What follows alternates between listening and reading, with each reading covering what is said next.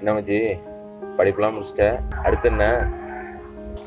பேசாம அரசியல்ல குதிச்சிடலான் இருக்கேன் மச்சான். அரசியலா? காமெடி பண்ணாத மச்சி. காமெடிடா பண்ணலடா. நம்ம அரசியல்வாதிங்க யாரும் நல்லது பண்ற மாதிரி தெரியல. நம்ம இறங்கி நல்லது பண்ணலாம்ல. நம்மளா? இல்லடா நம்மன்னு சொல்லி என்னையும் உன் கூட சேர்க்குற. ஏன் நீலாம் அரசியலே பண்ண மாட்டியா?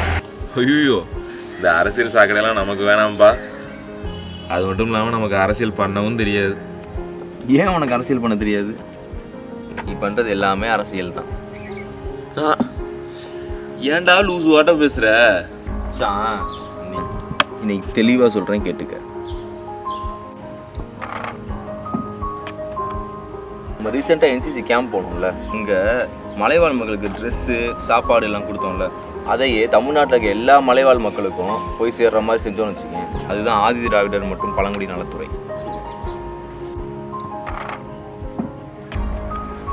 நீ வீட்டில் மீன் வளர்க்குறீல, இங்கேவா, நீ மீன் வளர்க்குறனாலே மீன் சாப்பிட மாட்டேன்.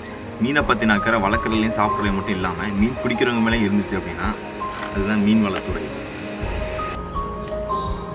நம்ம கார்த்தி 2 மொபைல் வாங்க போகிறேன்னு சொன்னப்போ, வேணாம் மச்சான் ரொம்ப ஹீட் ஆகுது, இதை வாங்கினா ஒரு சஜஷன் கொடுக்குறது தெரியுமா, இதுதான் நுகர்வோர் பாதுகாப்பு துறை.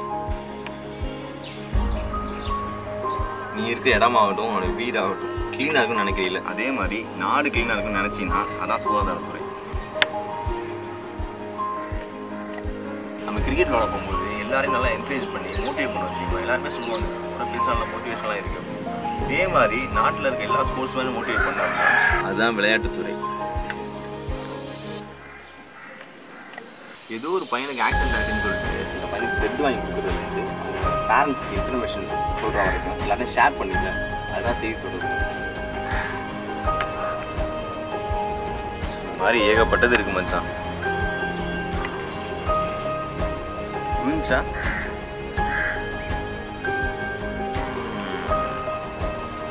சரிடா, எல்லா துறையும் சரி, அப்போ நம்ம தூக்குதோற